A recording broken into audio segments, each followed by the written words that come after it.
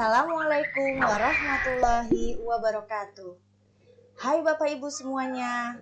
Sebelumnya terima kasih kepada kedua orang hebat yang selama ini telah membimbing kami, yaitu Ibu Fasilitator kami, Ibu Kristanti Sri Purwanti, dengan pengajar praktek kami, yaitu Ibu Helwiah. Bapak Ibu sekalian, izinkan saya, Budi Rahayu, CGP Angkatan 7, dari SMA Negeri 61 Jakarta akan melakukan demonstrasi kontekstual 3.1, di mana di sini saya akan mewawancarai dan menganalisis refleksi dari hasil wawancara tersebut. Berterima kasih sebelumnya kepada Kepala SMAN 61 Jakarta, yaitu Ibu Sri Nuryanti SPDMM, kemudian Kepala SMAS Pusaka 1, yaitu Bapak Yadi Sumyadi MPD. Bapak Ibu, sebelumnya izinkan saya untuk berpantun. Naik taksi sama Neng Salsa, bawa roti sama bakpia, walau presentasi sambil puasa, tapi hati tetap bahagia. Oke Bapak Ibu sekalian, selanjutnya adalah apa sih tujuan pembelajaran khusus pada demonstrasi kontekstual 3.1 ini? Yaitu CGP dapat melakukan suatu analisis atas penerapan proses pengambilan keputusan berdasarkan pengetahuan yang telah dipelajarinya tentang berbagai paradigma, prinsip pengambilan dan pengujian keputusan di sekolah asal masing-masing dan di sekolah atau lingkungan lain. Nah, Bapak Ibu sekalian, sebelum saya akan menganalisis dari wawancara dengan Kepala Sekolah 61 dan SMAN Pusaka 1, maka izinkan saya untuk menampilkan dari hasil wawancara yang sudah saya lakukan. Berikut adalah wawancara yang pertama, yaitu dengan Ibu Sri Nuryanti SPDMM, dilanjutkan wawancara kedua dengan Bapak Yadi Sumyadi MPD. Selamat menyaksikan.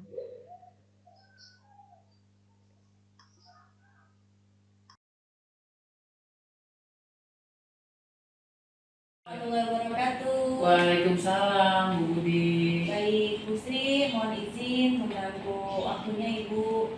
Jadi di sini saya sebagai CGP Angkatan 7 di modul 3 ini Bu, ada pembelajaran di mana kami mempelajari mengenai bagaimana pimpinan kami dalam mengambil sebuah keputusan Bu. Nah, di sini artinya saya belajar Bu, sehingga nantinya bisa menjadi ilmu yang bisa berkorelasi sama modul yang kami pelajari. Begitu Bu. Insya Allah berkenan ya Bu? Berkenan. Ya, baik. Jadi begini Bu, dengan adanya jabatannya Ibu pimpin selama di SMA 61 ini, banyak gak Bu masalah-masalah yang Ibu hadapi? Banyak. Banyak ya Bu ya? Banyak. Oke. Nah, di kami itu ada namanya dilema Bu etika. Subjektivitasnya ini lebih kepada bisa konteks ke murid, bisa konteks terhadap SDM yang ada di sekolah. Nah, kalau kayak gitu Bu, biasanya Ibu sejauh Ibu memimpin lebih mendominasi kasus yang mana Bu? Dilema etikanya yang lebih mendominasi kasus dari siswa. Oh, dari murid ya Bu? Ya, dari murid. Sehingga pada saat menangani kasus tersebut biasanya Ibu bagaimana Bu? Biasanya bekerja sama tentunya dengan kesiswaan, guru BK, wali kelas untuk menangani kasus dilema etika ini. Baik, jadi langkahnya nggak langsung sendiri ya Bu ya? Tidak, tapi mengajak mungkin dari orang-orang terkait, dan langkahnya mungkin lebih ke identifikasi dulu ya Bu yang menelusuri. Oke, baik Bu.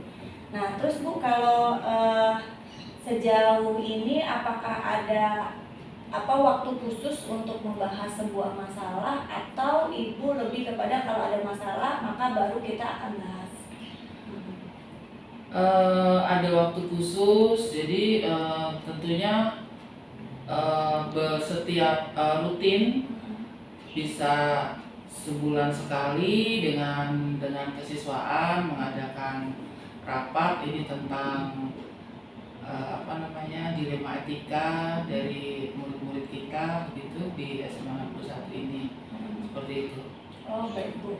Kalau tadi terhadap studi didik, berarti kalau terhadap SDM ada seseorang yang lebih tepat untuk diajak ngobrol pengambilan keputusan nggak Bu? Ada. Ada ya. Kesiswaan dan guru BK, karena guru BK lah yang memantau di peserta didik kita ini, dan juga tentunya wali kelas yang lebih tahu peserta didik. Tantangannya gimana Bu pada saat proses pengambilan keputusan tersebut Bu? Tantangannya ini tentunya dari orang tua ya, ketika orang tua diundang tentang kejadian anaknya. Ini contohnya kejadian lompat pagar. Waktu itu kejadian siswa lompat pagar, orang tua kita undang, dan akhirnya anak ini juga membuat pernyataan untuk tidak mengulangi lagi, tapi akhirnya juga terulang lagi. Dan orang tua ini tidak bisa menerima keputusan sebenarnya yang sudah kita sepakati. Itu dilemanya. Padahal sudah kita sepakati bahwa kalau terulang lagi tentunya ada konsekuensinya. Iya itu. Jadi padahal kita sudah treatment gitu ya Bu ya. Betul. Tapi terulang lagi, dan pada akhirnya istilahnya Ibu langkah kedua, Betul. pemanggilan kembali gitu ya Bu ya. Pemanggilan kembali. Berarti kalau secara urutan langkah pengambilan keputusan pada saat temuan masalah seperti apa Bu? Langkahnya sebagai pembelajar. Iya. Langkahnya pertama kita identifikasi permasalahannya, kemudian melakukan pemanggilan, kemudian juga kita buat surat peringatan. Jadi ada surat peringatan pertama, kedua, ketiga, dan seperti itu. Baru nanti tentunya setiap di dalam surat peringatan itu tentunya ada konsekuensinya yang bisa diterima oleh siswa. Dalam hal ini bukan berarti hukuman ya, tapi berupa pembelajaran supaya siswa ini sadar untuk berubah seperti itu. Baik, dan diberikan rentang waktu gitu ya Bu ya. Baik Bu. Nah, di akhir pembicaraan ini Bu, boleh kami diberikan pesan Bu ketika nanti kami belajar untuk mengambil sebuah keputusan, pesan Bu Sri terhadap saya, terhadap kami para CPP itu bagaimana Bu? Untuk mengambil keputusan itu tentu kadang dilema, tidak mudah. Jadi kita perlu memang harus ada dasarnya. Dasar hukumnya apa? Jadi kalau dasar hukumnya tidak ada, misalnya dasar hukumnya peraturan sekolah. Kalau sudah ada, orang tua, siswa juga bisa menerima. Tapi kalau tidak ada dasar hukum yang kuat, orang tua tidak akan bisa menerima gitu. Kemudian juga walaupun sudah ada dasar hukumnya, akhirnya ya tadi ya karena dilema, akhirnya juga ada kebijakan-kebijakan khusus yang kita ambil. Karena kita juga mengikuti juga arahan dari Dinas Pendidikan bahwa kita tidak bisa semena-mena mengeluarkan siswa gitu dari sekolah, dan siswa yang bermasalah tentunya harus dibina lagi. Bisa kita anggap sebagai anak. Kalau anak kandung kita bermasalah atau misalnya anak kita nakal, kan tidak mungkin anak ini kita buang, tapi kita bina terus supaya menjadi anak yang lebih baik lagi. Jadi seperti itu. Jadi tetap akhirnya ada keputusan yang memang harus bijak untuk semuanya. Gitu. Baik Ibu. Terima kasih Ibu atas waktu yang sudah diberikan dan ilmu yang sudah diberikan dalam proses pengambilan keputusan. Jadi artinya dalam sebuah dilema, walaupun itu kita memiliki beberapa pilihan, dengan musyawarah mufakat, dengan melibatkan stakeholder yang ada ya Bu ya, entah itu manajemen, wali kelas, BK dan lain sebagainya, itu menjadi bahan pertimbangan ketika seorang pimpinan mengambil sebuah keputusan. Begitu ya Bu ya. Begitu. Baik, terima kasih banyak Bu Sri. Mohon izin pamit dulu Bu, ada jam mengajar. Assalamualaikum warahmatullahi wabarakatuh. Waalaikumsalam.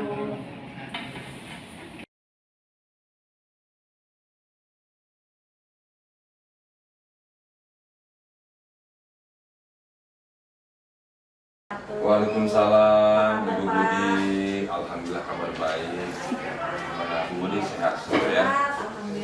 saumnya lancar ya. Saum lancar. Alhamdulillah. Mohon izin Pak, jadi berkaitan saya sebagai seorang penggerak, kami di modul kami untuk bagaimana kami belajar untuk nantinya bisa dalam proses pengambilan keputusan. Nah, di sini kan pastinya kami banyak belajar. Dari pembelajaran tersebut ada hal-hal yang kita harus berburu nih biar tahu gitu kan. Nah, salah satu di antaranya berkaitan dengan temuan-temuan masalah yang suka dihadapi sebagai pimpinan sekolah. Nah, pasti kan di SMA Pusaka ini ada gitu ya temuan-temuan masalah. Kalau seperti itu gimana Pak untuk di sekolah? Iya, pertama terima kasih Bu Budi sudah berkenan hadir dan mempercayakan kepada saya sebagai kepala sekolah SMA Pusaka untuk berdiskusi ya, diskusi. Yang kedua, selamat kepada Bu Budi dalam raih prestasi CGP-nya. Semoga nanti di endingnya lulus. Amin. Ya, ini proses ya, proses pembelajaran yang memang kita perhatikan. CGP ini arahnya sudah jelas kemana nanti setelah itu. Mudah-mudahan sesuai dengan janji dari pemerintah dalamnya dan Kemendikbud. Amin. Baik, masalah yang dihadapi pasti banyak, ada selalu ya yang tentunya kita harus menempatkan posisi kita secara tengah ya, tidak memihak A dan B atau tidak memihak kepada yang harus begini. Jadi itu yang mungkin selalu ada. Jadi patokan ya Pak ya? Iya, dan ini harus secara profesional dan proporsional kita melihat kasus-kasus demi kasus lain. Iya. Nah, pada saat Bapak mengalami sebuah cara pengambilan keputusan, sekiranya di dalam selama Bapak menjabat sebagai pimpinan ada nggak langkah yang biasanya nih saya akan begini gitu dalam untuk proses nantinya ending mengambil keputusan begitu Pak? Dalam hal dilema etika ya? Iya. Ya, dalam hal dilema etika tentu kita harus melihat apa sih permasalahannya. Di swasta khususnya, guru-guru yang saya hadapi itu adalah bermasalah dengan kepentingan, kebutuhan, sementara dia sudah sangat baik, mengajarnya baik, disiplinnya baik, loyalitasnya hebat, namun di sisi lain dilema bagi dia adalah kebutuhan yang tidak cukup. Nah, ini sering saya dapatkan kasus-kasus yang dimana guru curhat dan cerita tentang hal itu. Nah, bagaimana untuk mengatasinya? Ya tentu saya sebagai pimpinan pertama ya memberikan motivasi. Insya Allah Allah Maha Pemberi dan Maha Tahu. Jadi ya jalankan sebaik mungkin. Insya Allah rezeki Allah ya. Itu saya selalu mengatakan. Dan guru ini Pak, kayaknya saya harus keluar karena saya nggak cukup dan sebagainya. Tapi saya juga di sini sayang, rindu, dan saya juga di sini sudah nyaman dengan pusaka.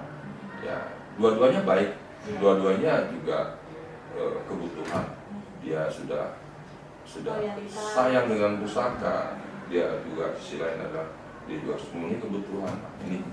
Ini yang selalu dihadapkan. Berarti dalam hal ini berarti misalnya sebuah kondisi terhadap stakeholder sekolah ya Pak ya? Biasanya Bapak kalau seperti itu yang diajak untuk berdiskusi saat mungkin tahapan untuk pengambilan keputusan ada nggak Pak? Ada, pasti kita yang pertama kita harus mengenali dulu ya apa masalahnya. Ya, nilai-nilai yang menjadikan permasalahan itu apa? Itu kita lihat dulu. Ya, yang kedua ya kita menentukan siapa yang terlibat di situ. Oh, ternyata guru. Oh, ternyata siswa.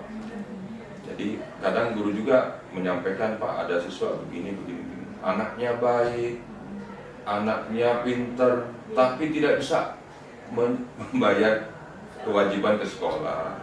Itu juga kita selalu mendapatkan kasus seperti itu. Ya kita sebagai orang tua di sekolah harus mencarikan solusi, kan? Nah, berarti yang dirangkul itu pertama manajemen sekolahnya, baru orang tua, gitu ya Pak? ya tentu kan dari tim kita juga dari manajemen, dari wakil-wakil dipanggil, ini ada kasus ini, yuk gimana solusinya, ada solusi. Ya, kalau kasusnya kasus siswa ya kita panggil orang tuanya.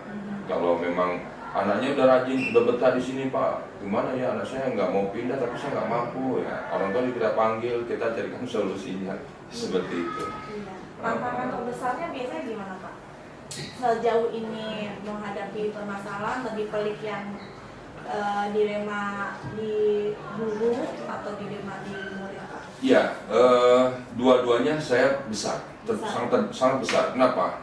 Guru sebagai pelayan pembelajaran siswa, jika sudah dinilai baik, dinilai kualitas tinggi, namun mereka punya kepentingan tadi karena ketidakcukupan ingin keluar, kami juga harus mempertahankan bagaimana caranya.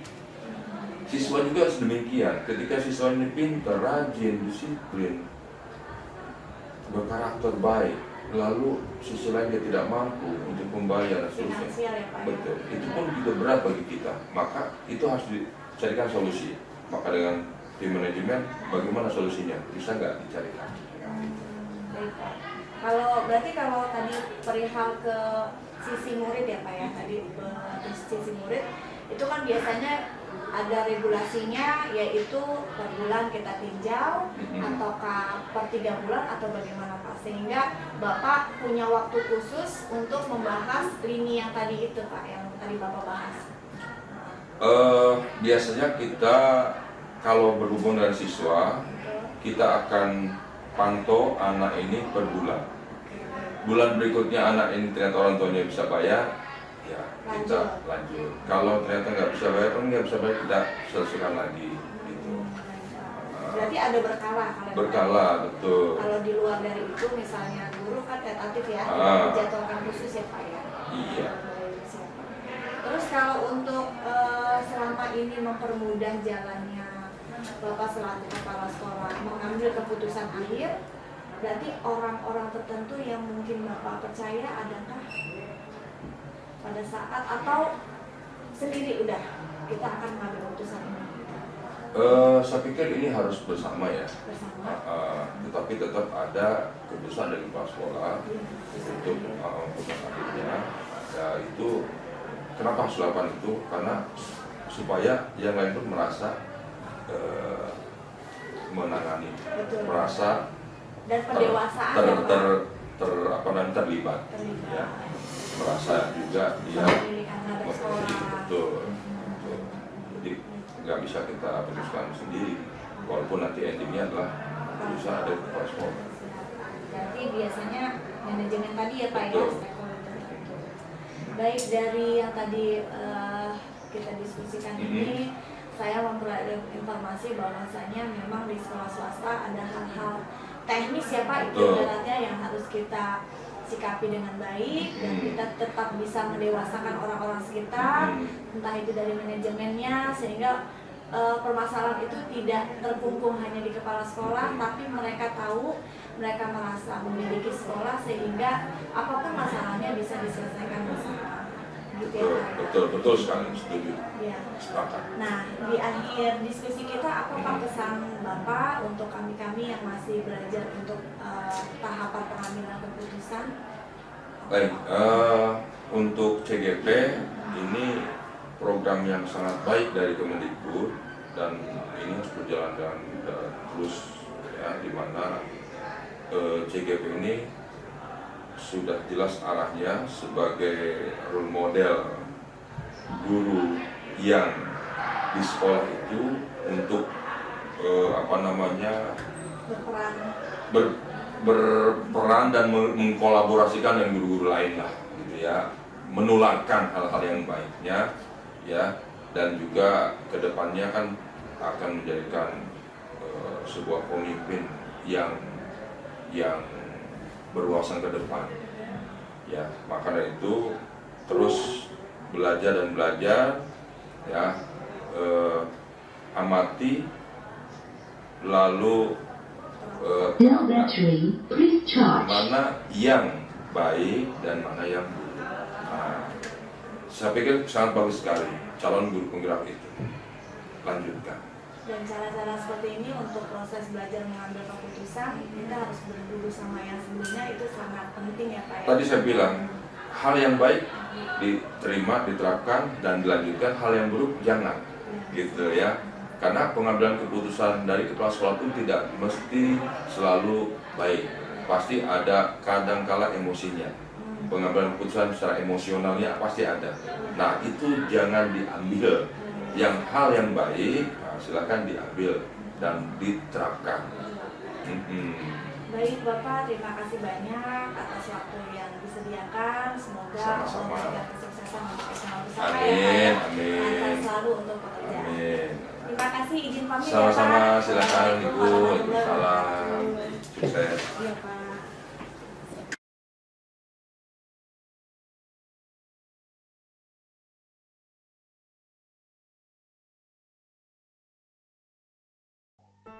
Baik Bapak Ibu sekalian, tadi sudah kita lihat bersama wawancara yang sudah saya lakukan berkaitan dengan cara pengambilan keputusan dari dua tokoh yang saya peroleh dari Kepala SMA 61 yaitu Ibu Sri Nuryanti SPD MM dan Kepala SMA S Pusaka 1 Bapak Yadi Suryadi MTB.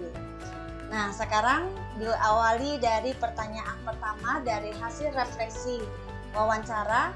Hal-hal menarik apa yang muncul dari wawancara tersebut?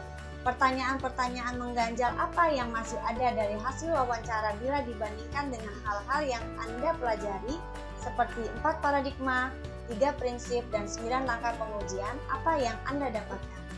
Nah, refleksi untuk hal ini saya berikan checklist karena sudah saya lakukan. Adapun statement yang saya berikan bahwa dari hasil wawancara yang sudah saya lakukan, kasus yang seringkali dihadapi itu lebih pada peserta didik. Paradigma yang seringkali dihadapi didominasi oleh rasa keadilan, rawan rasa kasihan. Dan paradigma jangka pendek, rawan jangka panjang. Berpikir prinsip peraturan dan rasa peduli, dan pada langkah pengujian didominasi pada uji legal, uji regulasi, dan uji intuisi. Refleksi berikutnya adalah bagaimana hasil wawancara antara dua pimpinan yang Anda wawancarai. Adakah sebuah persamaan atau perbedaan? Kira-kira ada yang menonjol dari salah satu pimpinan tersebut? Mengapa? Apa yang membedakan? Nah, ini sudah checklist ada di dalam wawancara yang sudah dilakukan.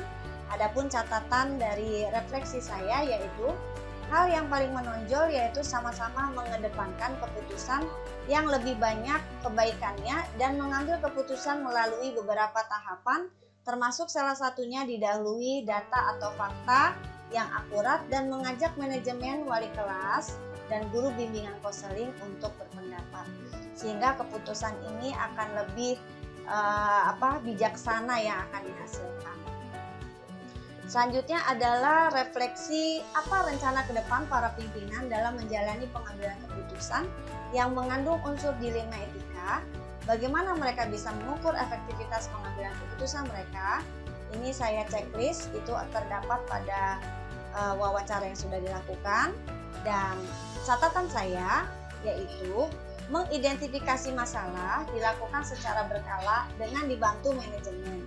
Untuk mengukur efektivitas atas keputusan tersebut, maka seyogyanya pimpinan dengan prinsip hasil akhir akan menanyakan kembali atau refleksi dengan para manajemen atas hasil yang sudah diperoleh atas keputusannya. Refleksi berikutnya, bagaimana Anda sendiri akan menerapkan pengambilan keputusan dilema etika pada lingkungan Anda, pada murid-murid Anda, dan pada kolega guru-guru Anda yang lain. Kapan Anda akan menerapkannya? Dan sini checklist terdapat pada wawancara yang dilakukan. Dan saya memperoleh catatan bahwasanya pengambilan keputusan dilema etika, saya berupaya nantinya agar menggunakan 9 langkah pengambilan keputusan dan mengakhiri keputusan dengan refleksi bersama manajemen atau wali kelas atau BK sehingga memperoleh hasil yang lebih baik. Kapan menerapkannya? Yaitu ketika munculnya masalah dan juga mengedepankan 4 paradigma, 3 prinsip, dan 9 langkah pengujian. Selanjutnya, bagaimana atas kejelasan suara yang ada di dalam video, dengan apa format yang digunakan, kemudian apa yang dihasilkan ketika orang lain membaca tulisan Anda. Dan di sini checklist saya sudah lakukan dengan menggunakan kejelasan suara perekaman melalui kamera. Terus selanjutnya perekaman menggunakan kamera ini menghasilkan suara yang jelas. Pengujiannya umumnya lebih kepada uji legal, uji intuisi, dan uji regulasi. Terakhir, bagaimana mengenai durasi waktu untuk maksimal dan minimal waktu berbicara? Apakah sudah ditinjau isi dan panjang tulisan jika itu tulisan, dan bagaimana kepadatan inti materi? Dan ini saya sudah checklist, itu terdapat pada rekaman wawancara yang sudah dilakukan. Adapun catatan saya, yaitu durasi waktu wawancara itu sudah sesuai dengan rubrik penilaian. Intisari materinya juga dapat dilihat saat wawancara perekaman yang sudah dihasilkan. Baik Bapak Ibu, diakhiri saya mengucapkan terima kasih kepada Ibu Sri Nuryanti SPDMM dan Pak Yadi Sumiadi MPD atas kesediaan wawancara yang telah dilakukan. Semoga pesan-pesan moral yang sudah Ibu Sri Nuryanti beserta Pak Yadi Sumiadi yang sudah sampaikan ke kami, insya Allah bisa kami laksanakan. Terima kasih telah menonton video ini. Semoga bermanfaat. Wassalamualaikum warahmatullahi wabarakatuh.